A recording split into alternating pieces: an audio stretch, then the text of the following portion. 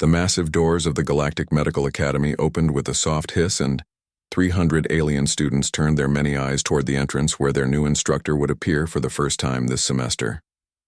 Luna Blackwood walked into the amphitheater with slow measured steps that made no sound on the metal floor, and every student felt something strange wash over them like a cold wave hitting a warm beach on a summer day. She was tall for a human female, but there was something different about her that made the students shift in their seats and whisper to each other in their native languages that the universal translators struggled to keep up with. Her hair was the color of moonlight on water, and it seemed to move on its own as if invisible fingers were constantly running through the long silver strands that reached down to the middle of her back. The most unusual thing about her appearance was her ears, which came to delicate points that peeked out from behind. Her hair, whenever she moved her head, and her eyes were the deepest green anyone had ever seen, like looking into an ancient forest at twilight. On her left shoulder sat a small creature that looked like a tiny dragon with scales that shifted between deep red and bright crimson depending on how the light hit them, and the creature had eyes like molten gold that tracked every movement in the room. The dragon was no bigger than a house cat, but something about the way it held itself made several students from predator species feel nervous, and they found themselves avoiding direct eye contact with the small beast. Luna reached the center of the teaching platform and stood there for a long moment, just looking at her students while they looked back at her, and the silence stretched on until it became almost painful. "Welcome to Emergency Medicine Deathworld Techniques," she finally said, and her voice carried to every corner of the room without her raising it at all, which was another thing that made the students nervous. "Today marks the beginning of your education in the medical practices developed by humans on Earth, which many of you know as one of the most dangerous inhabited planets in the known galaxy," she continued while the small dragon on her shoulder made a soft chirping sound. The crystalline ambassador's son raised one of his translucent appendages in the air to ask a question, and Luna nodded at him to speak, though she already seemed to know what he would ask. "Professor, the course description mentioned you are from Earth, but you appear to be different from the other human instructors at the academy," he said in his species' musical voice that sounded like wind chimes in a gentle breeze. Luna smiled, and several students noticed that her canine teeth were slightly longer and sharper than normal human teeth should be, and the smile made some of them shiver, for reasons they could not explain. Earth produces many mysteries, and not all humans followed the same evolutionary path when faced with our world's unique challenges, she answered while reaching up to stroke the small dragon who purred like a cat made of fire. The dragon opened its mouth and released a small puff of smoke that formed intricate patterns in the air before dissipating, and several students who came from worlds where dragons were mythical creatures gasped in surprise. "Let me properly introduce myself and my companion," she said, as she walked to the holographic control panel and began bringing up images of Earth with all its deadly statistics displayed in glowing numbers. "I am Dr. Luna Blackwood, and I have been practicing emergency medicine for longer than most of your species have been spacefaring civilizations. And this is Ember, my partner in all things medical and otherwise." The images showed Earth's gravity readings that would crush most sentient species, and weather patterns that could destroy entire cities in hours, and a biosphere where even the smallest insects carried venom that could kill in minutes.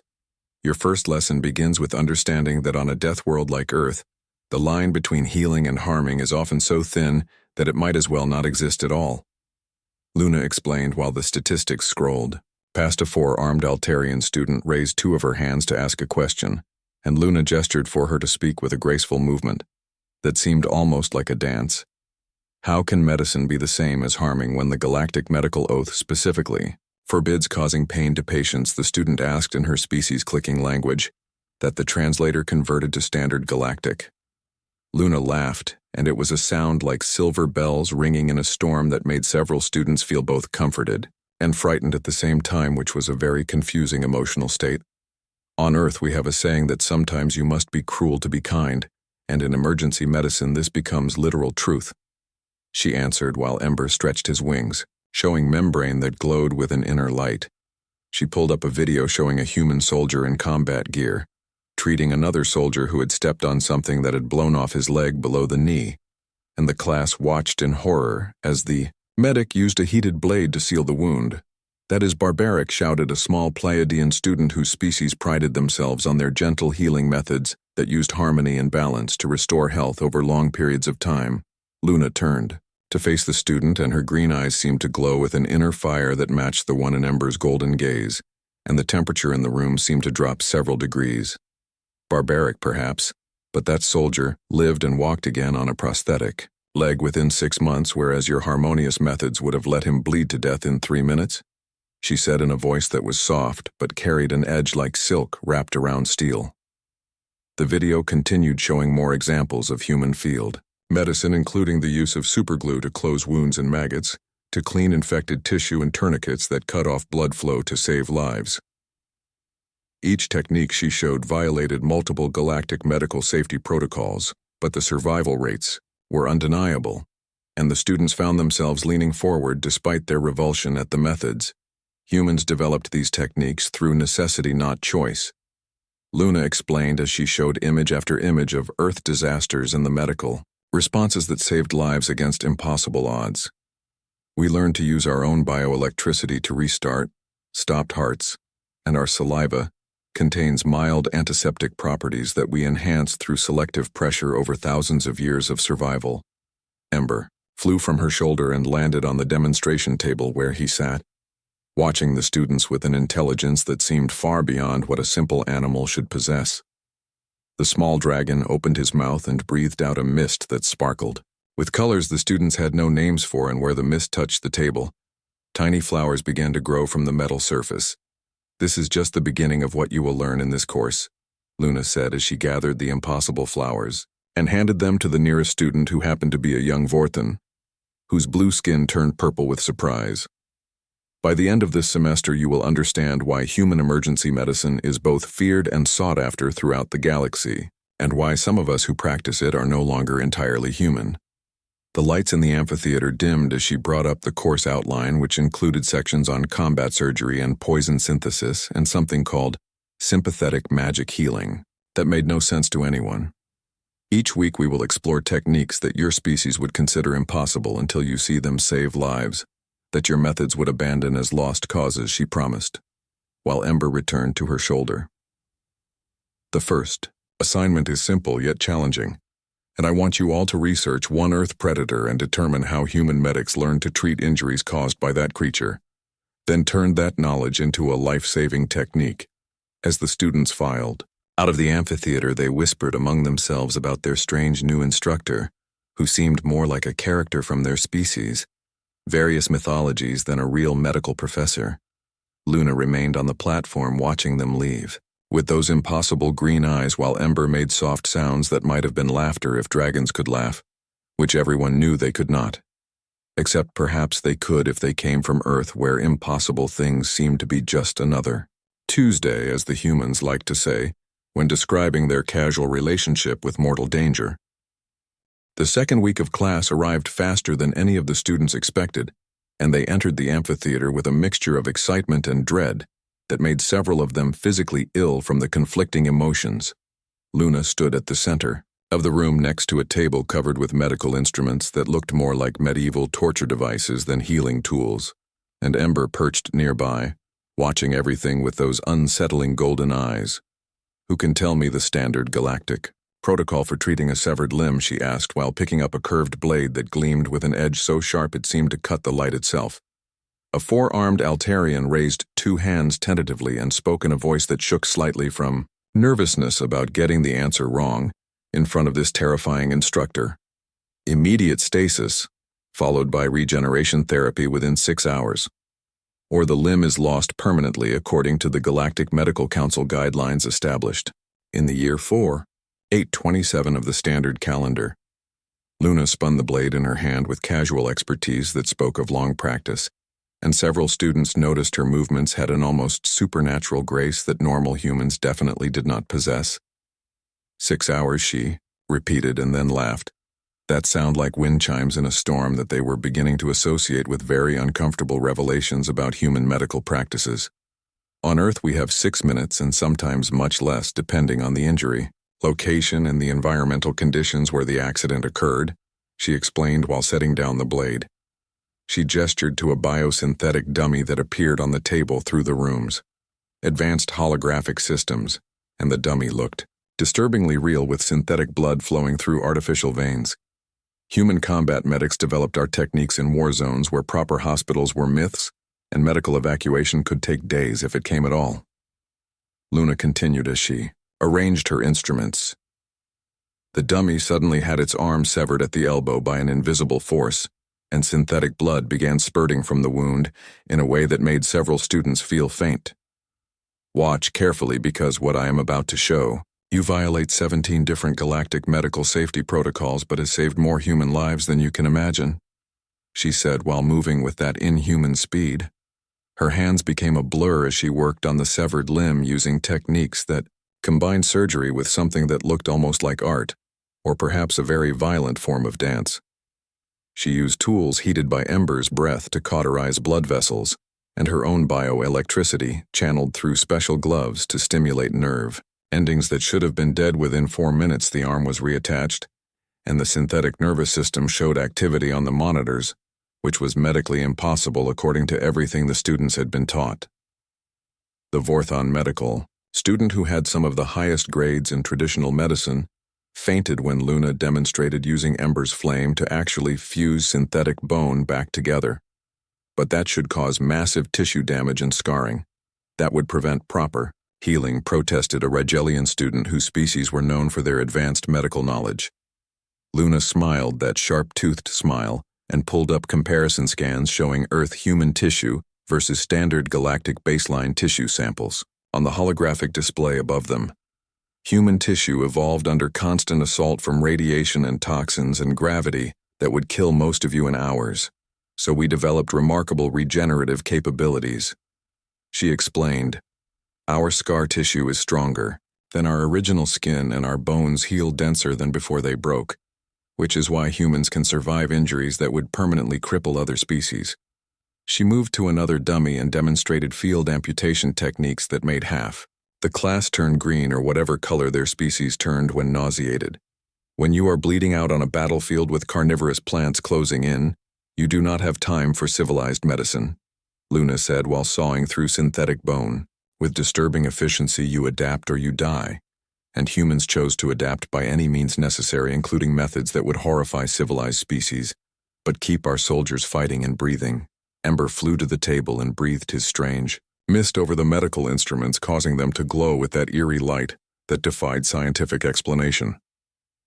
The dragon symbiosis is something unique to certain human bloodlines, Luna mentioned casually, while using a glowing scalpel to perform surgery that should have required a full surgical suite.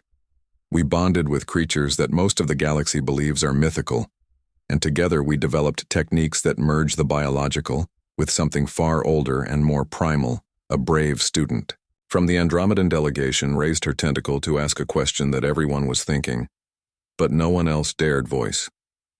"Professor Blackwood, are you actually human? Or are you something else entirely? Because your abilities seem to exceed normal human parameters, even accounting for Earth evolutionary pressures."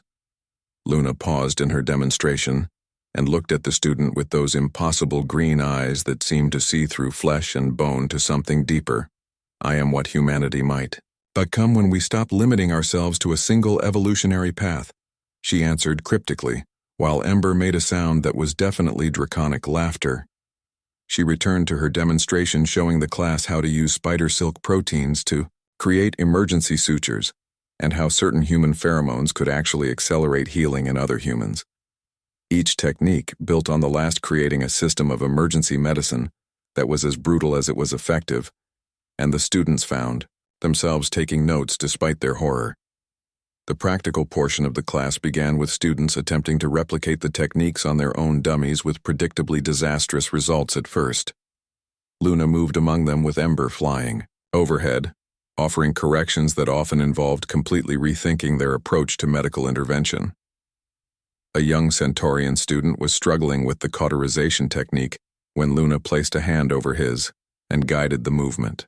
With surprising gentleness, feel the rhythm of the tissue damage and match your movements to minimize additional trauma, while maximizing the seal, she instructed in a voice different from her usual teaching tone. The student felt a strange warmth flow from her hand into his, and suddenly the technique made sense in a way that transcended normal understanding. Several other students noticed this interaction and began to whisper about their instructor, who could apparently transfer knowledge through touch, which was definitely not a standard human ability. The class continued with Luna, demonstrating increasingly impossible techniques, including using sound frequencies to break up blood clots and magnetic fields to guide nanosutures. Each method pushed the boundaries of what the students believed was medically possible, yet the proof was right in front of them, in the form of healed dummies. By the end of the session, every student had successfully performed at least one impossible medical technique, though many of them looked shell-shocked by the experience. Remember that human emergency medicine is not about following protocols, but about saving lives by whatever means necessary, Luna said. As class concluded, next week we will explore toxin synthesis and how human medics learn to turn poisons into cures, which will challenge everything you believe about pharmaceutical safety. The students filed out more quietly than the previous week, each lost in thoughts about what they had witnessed and what it meant for their understanding of medicine. Luna remained behind with Ember, and together they cleaned the demonstration area, while the dragon occasionally breathed his strange mist over bloodstains, making them vanish in the empty amphitheater. She spoke to Ember in a language that predated human spaceflight by millennia, and the dragon responded with sounds that carried meaning beyond words. They were preparing for the next lesson, which would push the students even further beyond their comfort zones into realms where medicine and magic became indistinguishable. The emergency techniques of Earth were just the beginning of what these alien students would learn about human survival and the prices that sometimes had to be paid. The third month of the semester brought unexpected challenges as the students had grown somewhat accustomed to Luna and her impossible teaching methods. But nothing could have prepared them for what happened during the practical exam on treating toxic exposure. The laboratory was filled with various alien toxins in sealed containers, and each student was assigned to create antidotes using the human emergency methods they had learned over the past weeks. Mia Thompson was the only other human student in the class, and she had transferred from Earth specifically to study under Luna. Though she had never explained why she sought out this particular instructor, she was working with a Zarathian student on synthesizing an antidote for their species' nerve gas when disaster struck in a way that would change how everyone saw their mysterious teacher. The containment seal on the nerve gas failed due to a microscopic crack that no one had noticed, and within seconds the deadly vapor was spreading through Mia's section of the laboratory. Zarathian nerve gas was particularly lethal to humans because it attacked the nervous system in ways that Earth evolution had never encountered or developed defenses against. Mia collapsed instantly, her body convulsing as the neurotoxin raced through her system, and her lab partner screamed for help while trying to remember the emergency protocols. "She will die," screamed the lab partner as other students backed away in terror, knowing that human nervous systems could not handle this particular toxin.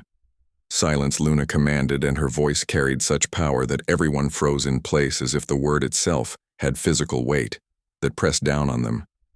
She moved faster than any human should, be able to move crossing the laboratory in what seemed like a single heartbeat, and catching Mia before she hit the floor. For the first time, the students saw what Luna truly was, as she cradled Mia's head in her lap and began to change in ways that defied biological explanation. Her skin started emitting a soft silvery glow that pulsed in rhythm with her heartbeat, and ancient symbols appeared along her arms, writing themselves in light. The symbols were not from any known language, but somehow, every student understood their meaning, which spoke of healing and bonds and prices paid in ages past. Ember grew from his usual house cat size, transforming into something magnificent and terrible, as his true form was revealed to the stunned class. Tiny Drake became a dragon the size of a large dog with scales that burned like liquid fire, and wings that seemed to catch light from dimensions that did not exist. His eyes were no longer simply golden, but contained depths that spoke of intelligence, far beyond any animal and possibly beyond most sentient species. "What are you?" whispered. A brave student, though the question was directed at both Luna and Ember, who had become something beyond their understanding. Luna looked up from where she held. Mia and her green eyes now glowed with the same inner fire that burned in Ember's transformed gaze. I am what humanity might become when Earth is no longer enough to contain our evolution," she replied, as she guided Ember's massive head down toward Mia. The dragon breathed, but what came from his mouth was not fire, but a swirling mist of microscopic healing nanites that sparkled with impossible colors. The nanites were not technology as the galaxy understood it, but rather a perfect fusion of the biological and the mystical that predated current civilization by eons. When humans were young and Earth was younger, still some of us found different ways to survive its trials. Luna continued while directing the healing mist. "We bonded with creatures that your sciences call mythical, because you cannot accept that magic and technology are merely different words for the same force."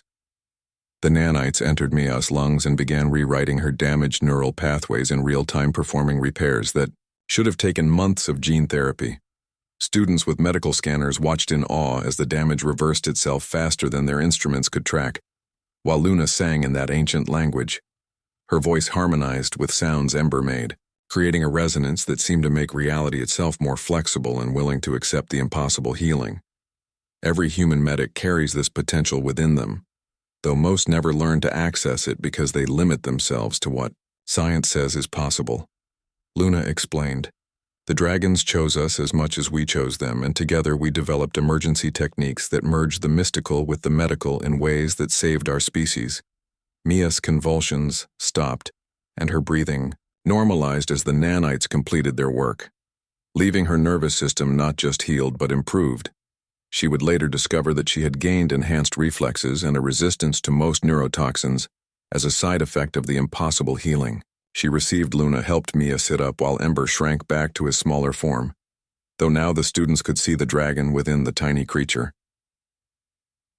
The classroom was silent as everyone processed what they had witnessed, which challenged their understanding of biology and physics and the nature of reality itself. Vorthen's student finally found his voice and asked the question that burned in everyone's mind about their instructor and her companion. "How long have you been doing this, and where did you really come from, because this is not normal human medicine even by Earth standards?" Luna smiled, but it was a sad expression that spoke of ages of experience and losses that stretched back through time like shadows cast by dying stars. "I'm old enough to remember when humans first looked at the stars and wondered if we were alone," she answered while stroking Ember's scales. "My kind emerged during Earth's darkest periods when survival required more than what normal evolution could provide in the time we had available." She stood and helped Mia to a chair while the other students maintained their distance, still processing the impossible thing they had witnessed. The dragon bonds formed during what you would call the Age of Legends, though for us it was simply Tuesday, as humans say about impossible things. Several students noticed that the ancient symbols were still faintly visible on Luna's skin, like tattoos made of starlight that appeared only when you looked away. We were shamans and warriors and healers who refused to accept the limitations of flesh and found partners who shared our determination to survive anything. Ember chirped and breathed a smaller cloud of mist that formed shapes in the air, showing images of Earth during periods of catastrophe and change. The images showed humans bonding with dragons during ice ages and volcanic winters and plagues that should have ended the species, but somehow did not. "We develop techniques that your science cannot explain, because they operate on principles that require belief as much as knowledge." Luna continued her impromptu history lesson. "Every human has the potential to access these abilities, but most are too afraid of what they might become if they step beyond the boundaries of the merely possible." She turned to face the class, and her expression was both challenging and inviting, as if she was offering them a choice they had not known existed. "This is what I truly teach beyond the emergency medicine, techniques that are merely the surface of what human survival knowledge encompasses." The rest of the class proceeded in subdued fashion, as students tried to focus on their work while processing the revelation of what their instructor truly was. Luna moved among them as before, but now they could see the otherness in her movements and the way reality seemed to bend slightly in her presence. Mia recovered fully and threw herself into her studies with new determination, having experienced firsthand the impossibility of human dragon healing. The toxic exposure that should have killed her had instead transformed her into something more, though she would need time to understand what that meant. As class ended, Luna made an announcement that sent ripples of excitement and fear through her students about what they would learn next. Next week, we will begin practical applications of emergency field surgery under combat conditions, and I will teach you to think like human medics who expect the impossible. The students left knowing that their medical education had become something far stranger and more wonderful than any of them had imagined when they enrolled. Luna and Ember remained in the laboratory, cleaning up the toxic residue with methods that involved both advanced technology and something older than civilization. They spoke to each other in their ancient language planning lessons that would push their students to become more than their species had ever imagined possible. Secret of the dragon's gift had been partially revealed, but Luna knew her students were not ready for the full truth of what humanity was becoming. The Academy emergency sirens shattered the quiet morning with their piercing wail, and every student and instructor knew this was not a drill because the pattern indicated a level 5 catastrophe. Luna was in the middle of demonstrating tissue regeneration techniques when the sirens began, and she immediately dropped what she was doing to listen to the emergency broadcast. A training accident in the zero-gravity chamber had gone catastrophically wrong when multiple gravity field generators failed simultaneously, creating a chaotic maelstrom of competing forces. 3 students were trapped inside the collapsing gravity field where their bodies were being simultaneously crushed and torn apart by forces that changed direction every few seconds. The Academy's director appeared on every screen announcing that standard protocol required waiting for the specialty rescue team to arrive from the orbital station. Standard protocol assumes you have time, but we do not have that luxury, Luna said as she was already moving toward the door with Ember growing larger. She turned to face her class with eyes that blazed with green fire and asked a question that would define who they were as medical professionals. Final exam starts now because real medicine happens when everything goes wrong at once. So who is coming with me to save those students? Grace Martinez and Sophia Chen were the first to step forward because they were human exchange students who had learned to embrace the impossible, the Kai. Alien students hesitated for a moment before a brave Andromedan named Zelith pushed through her species' natural caution and joined them. Several others started to volunteer, but Luna held up a hand, knowing that too many rescuers would create more problems in the chaotic gravity environment. The 5 of them raced through the academy corridors while other students and staff pressed against walls to avoid the group led by a rapidly growing dragon. By the time they reached the zero-gravity chamber, Ember had grown to his full size, which was large enough for Luna to ride if necessary. The chamber entrance was sealed with emergency barriers and warning lights that indicated the gravity fields inside were fluctuating between 0 and 12 times standard. Through the observation windows, they could see the 3 trapped students being tossed around like leaves in a hurricane of invisible forces. One was a crystalline whose transparent body was developing stress fractures, while another was a Rigelian whose high-gravity adaptation was failing. The third was a young Pleiadian whose delicate physiology was never meant to endure such violence, and she was already unconscious and bleeding. Luna placed her hand on the emergency barrier, and those strange symbols flared to life on her skin as she spoke to Ember in their ancient language. The dragon spread his wings and generated an electromagnetic field that interfaced with the chamber systems in ways the technology was never designed to handle. Grace and Sophia prepared emergency medical kits while Zelith watched in fascination as Luna somehow convinced the security system to let them enter certain death. The barriers dissolved, and Luna led them into chaos where gravity pulled in multiple directions, creating pockets of crushing force and areas of sickening weightlessness. Ember immediately began using his wings to create zones of stable gravity, while Luna moved through the chaos as if she could see the invisible forces. She reached the crystalline student first, and her hands glowed with that silver light as she literally held his fracturing body together with energy fields. Grace and Sophia worked on the Rigelian using techniques Luna had taught them to stabilize pressure injuries that should have been instantly fatal. The human students adapted to the changing gravity with surprising ease, allowing them to function where others would have been helplessly tumbling. Zelith found herself following Luna's movements and discovered she could anticipate gravity shifts by watching how the dragon woman moved through space. Humans do not just treat injuries, Luna called out while performing surgery in conditions that would kill most doctors on contact. We prevent death through sheer stubborn refusal to accept it as inevitable. Which is why we survive where logic says We should die. Ember created a pocket of stable space around the unconscious Pleiadian, while Luna performed procedures that combined field medicine with something beyond science. She sang in that ancient language while her hands moved in patterns that seemed to convince reality to be more cooperative with her healing efforts. The gravity generators continued their chaotic dance, but now Ember was actively fighting them using electromagnetic fields that should not have been possible from a biological creature.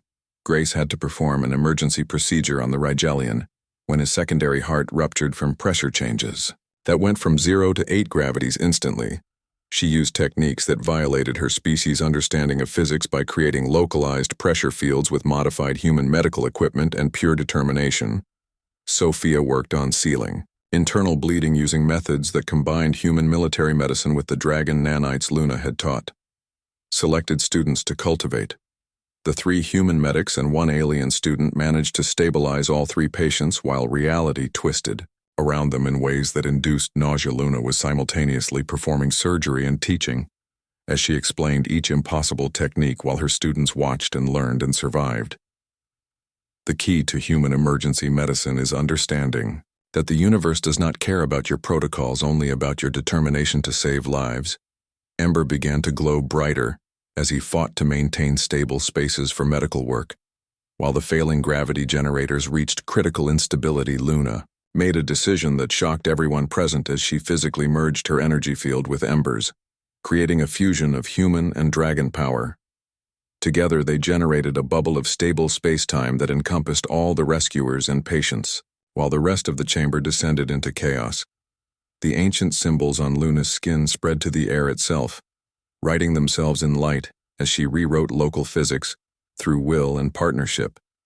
This is what becomes possible when humans embrace evolution beyond the merely biological, she said while holding reality together through impossible means. The rescue took 17 minutes that felt like hours as they fought against forces that wanted to tear everything apart at the molecular level. Finally, the Academy's emergency teams managed to shut down the failing generators, and normal gravity slowly reasserted itself throughout the chamber. Luna and Ember separated their energy fusion, and both showed signs of exhaustion, though they remained standing through sheer determination. The 3 rescued students were rushed to the medical bay, where conventional doctors confirmed they would survive thanks to the impossible interventions. Grace and Sophia and Zelith stood in the aftermath of chaos, covered in blood and other fluids, but glowing with the triumph of the impossible. They had performed medicine under conditions that should have killed them instantly and saved lives that protocol said were already lost. Luna gathered her students while Ember shrank to his smaller size, though his eyes retained the fierce intelligence of his true nature. You have now experienced what human emergency medicine truly means when stripped of all safety and sanity, she told them with pride. The Academy director arrived with security and other officials who wanted explanations for the violations of physics they had witnessed. Luna simply smiled her sharp smile and suggested they review the medical recordings that showed 3 lives saved, through methods beyond their understanding, as they returned to their classroom. The students who had not participated looked at their classmates with new respect, and perhaps a touch of fear. The ones who had entered that chaos were changed in ways, both subtle and profound, having touched something beyond normal medical practice. Luna assigned them to write reports on their experience, but warned them that words would fail to capture what they had truly learned. Real combat medicine happens when death is measured in seconds and you must become more than your training to match its speed. The lesson had been brutal and dangerous and completely outside any approved curriculum, but it had created medics who understood the human way. They would never again accept that something was impossible, merely because science said it should be when they had seen determination rewrite reality. The graduation ceremony filled the grand auditorium with representatives from hundreds of worlds who came to see their medical students receive their certifications. Luna Blackwood stood at the podium in ceremonial robes that seemed to shift between fabric and light, while Ember perched on her shoulder in his small form. The students who had survived her course sat in the front rows, and they were different from their classmates in ways that went beyond mere knowledge. They carried themselves with the confidence of those who had seen the impossible and learned to make it possible through will and determination. Over the past semester, she had transformed them from healers who followed protocols into medics who could think like humans. When death came calling, "You have learned our techniques, but not our whole truth," Luna began, and her voice carried to every corner of the auditorium, without amplification. Earth does not just create survivors, but rather it creates evolutionary pioneers who refuse to accept the limitations that bind other species. She gestured, and Ember began to glow with that distinctive silver light that the students had come to associate with impossible things happening. The dragon spread his wings and released a cloud of mist that formed images in the air showing the history they had only glimpsed before. Some humans took to the stars seeking new worlds to conquer with technology and determination that the galaxy knows well, Luna continued. Others delved deep into our world's mysteries, finding truths that your sciences call magic because you lack better words for them. The images showed humans during Earth's darkest periods bonding with creatures of legend and learning medicine that operated on principles beyond science. We found the dragons, or perhaps they found us in those desperate times when extinction seemed certain and normal. Evolution too slow. Together we became something new that served as guardians of life in the face of death, using techniques that merged the possible with the mythical. She revealed what she had kept hidden all semester, spreading her arms to show the full extent of the ancient symbols on her skin. The symbols were not tattoos, but living things that moved and changed writing. The history of human-dragon partnerships in light itself. Scattered across Earth are more like me, who chose the path of symbiosis and transformation, rather than pure technology or baseline humanity. We are human-elf hybrids bonded with dragons, preserving ancient emergency techniques that combine mysticism with medicine in ways that save the unsavable. The audience stirred uneasily as she revealed truths that challenged their understanding of humanity and its place in the galactic community. Each of you now carries a piece of this knowledge, whether you came from Earth or from distant stars, Luna said with pride. She began calling students forward to receive their certificates, which were not simple documents, but scales from Ember embedded. With crystal matrices, each scale contained medical nanites programmed with emergency protocols that merged human ingenuity with dragon magic and alien understanding. Grace. Martinez received hers first and felt the warmth of the scale merge with her own bioelectric field, creating new possibilities. Sophia Chen was next, and the scale responded to her touch by displaying holographic medical data that existed somewhere between science and sorcery. Zelith, the brave Andromedan, found that her scale adapted to her species' biology, creating hybrid techniques no one had imagined possible. Mia Thompson, who had experienced dragon healing firsthand, received a scale that pulsed with special resonance, recognizing her transformation. One by one, the students received their scales, and with them the responsibility of carrying human emergency medicine to the stars. When death comes for your patients, remember that humans do not accept the impossible as a barrier, but as a challenge, Luna told them. You now have the knowledge to save lives that others would abandon, and the will to persist when protocols fail, and hope seems lost. As Luna prepared to leave the podium, a young human student named Lily Park raised her hand with a question that had haunted her, Professor Blackwood. In the Academy's oldest medical texts, there are illustrations of a silver-haired elf woman with a red dragon teaching impossible medicine. The images are dated centuries before humanity officially reached the stars. So how is this possible unless you are much older than you appear?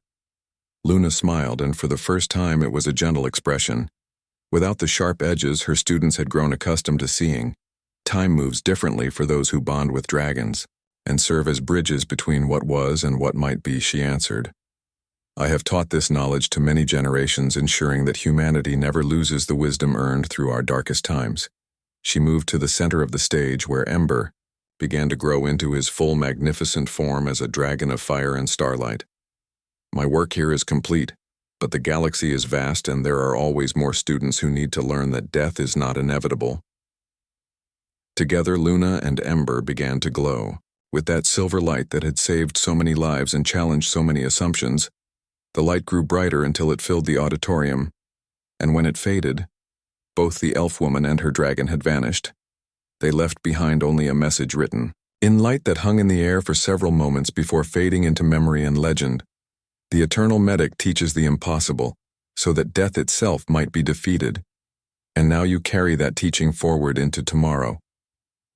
The students sat in silence for a long moment before slowly filing out, each clutching their scale certificate and processing what they had witnessed in the days that followed. They discovered their scales would warm when near medical emergencies and whisper techniques in moments of crisis. Some returned to their home worlds and revolutionized their species' medical practices with human emergency techniques that saved the unsavable. Others sought out more like Luna, following rumors and legends of elf-human hybrids, with dragon partners who appeared where medicine failed. Grace Martinez founded a school that taught combat medicine to species who had never imagined such brutal efficiency in healing could exist. Sophia Chen developed new hybrid techniques that merged multiple species healing methods with human determination. And dragon magic. Zelith became the first non-human to successfully bond with a dragon hatchling. She found on a frontier world, creating new possibilities. Maya Thompson discovered her. Transformation had given her the ability to see the healing light in others and guide them to their potential. Years passed and the graduates of Luna's class became legends in their own right, known for achieving medical miracles when others gave up. Sometimes in the darkest moments when death seemed certain, they would feel their scales warm and remember their teacher's final lesson. On a death world, the line between magic and medicine was just another boundary meant to be crossed by those who refused to accept limits. And somewhere in the vast galaxy, Luna, Blackwood, and Ember continued their eternal work, teaching the impossible to those brave enough to learn. Their legacy lived on in every student who looked at death and chose to fight. With techniques that merged science and sorcery and determination, the Galactic Medical Academy added a new course to their permanent curriculum, though they could never quite explain what it taught. They only knew that graduates of the Deathworld emergency medicine program had survival rates that defied all mathematical models. And in the oldest medical texts, careful observers might notice new illustrations appearing of a silver-haired woman and her dragon. The caption always read the same, whether in ancient human script or modern galactic standard, making a promise across time itself: the eternal medic, she who teaches the impossible, so that death itself might be defeated, will return when the need is greatest.